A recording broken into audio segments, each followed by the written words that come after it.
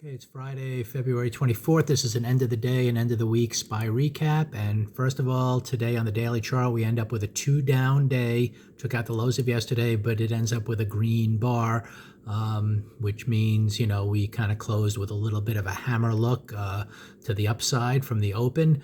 And that's fine. A couple of things before I get into, today's actual trading. First of all, there was no real actionable signal today. I discussed that on the video yesterday. This yesterday was a 3-day in terms of taking out the highs of the previous day and low of the previous day. So at that point, you have to see where price opens. It was obviously open up to the downside of the pre-market range. And, was it going to be a 3-2 continuation?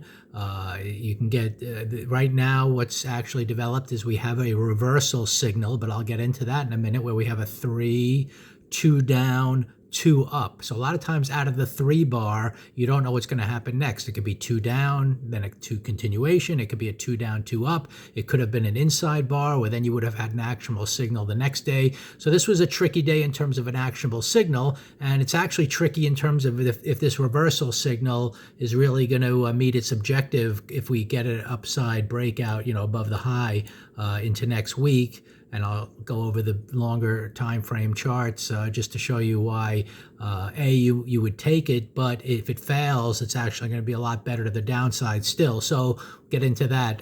But first of all, in terms of this week, let's go back to that.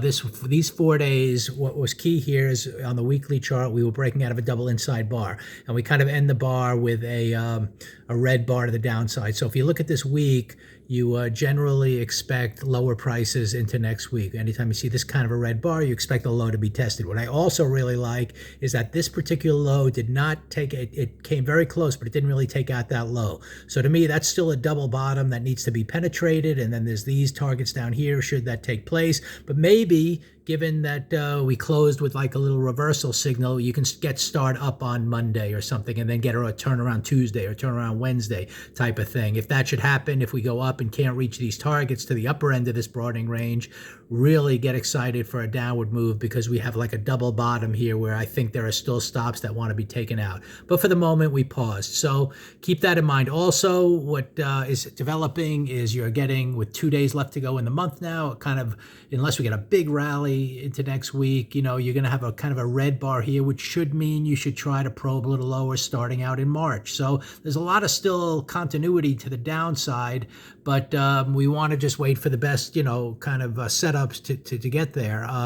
So in terms of today, then, when, the tricky thing was you had this 3-day from yesterday, which we discussed in detail on the closing video, and then the market was gapping down real big. You can see the pre-market range from yesterday's close. It came all the way down. We were opening up, gapping below the low. So it was kind of a very big gap down, and that's always tricky to get follow through. But what happened was, right out of the gate, you got the shooter bar, and then you can get short, and this was the target, the red line. And once you're in a kind of situation where you don't really have an actionable signal, but you're starting lower, if you want to take such a trade, you kind of know this is where you're heading to. So you really had all morning on the directional move to take advantage of that one way or another. You had a good hour and a half of downward action to scale out, to exit the entire position, break even at the worst type of thing. I actually traded Netflix here at the open versus the SPY, same type of thing, and it had, it was a nice short-term trade. I knew we kind of reached our target, so I exited most of the position down here.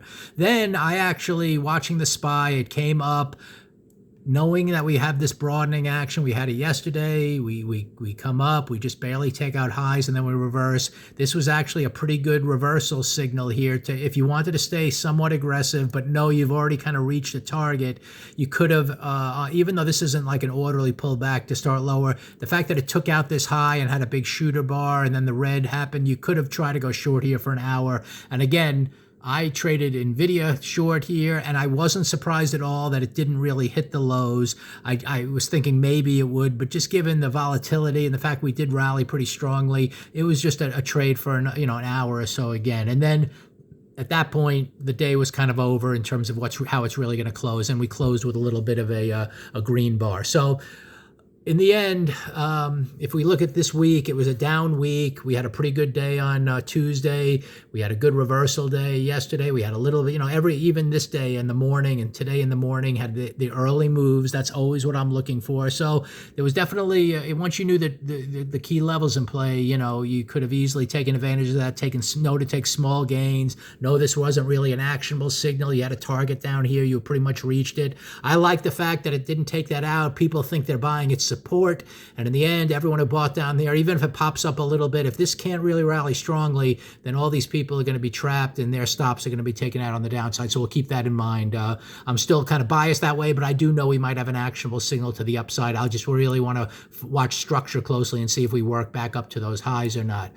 So we'll see what happens into next week, but in the end, I still see a red bar here. I still see the potential to head lower. I still see the end of the month happening that kind of heads lower. So until this weekly chart really turns around, and it's going to take all week to find that out next week, maybe we start lower and then we get to the midway point of that bar. If we start up and we can't get past the midway point of that bar, I'm going to look for a rollover to the downside. So I still want to see a turnaround on the weekly chart before I get comfortable getting back to the long side. And it might chop around a little bit before it continues lower. You never know. But for now, that's a pretty nice red bar that should have followed through to the downside until things change. So we'll see what happens next week. But today, again, gap down, opportunity for early gains, and that was pretty much. And then even a secondary trade to the downside if you really just wanted to take two real small gains. That was the type of price action that unfolded today. No real reason to be buying in any way. We're below the midpoint of the prior day, all that stuff. So we'll see what happens into next week.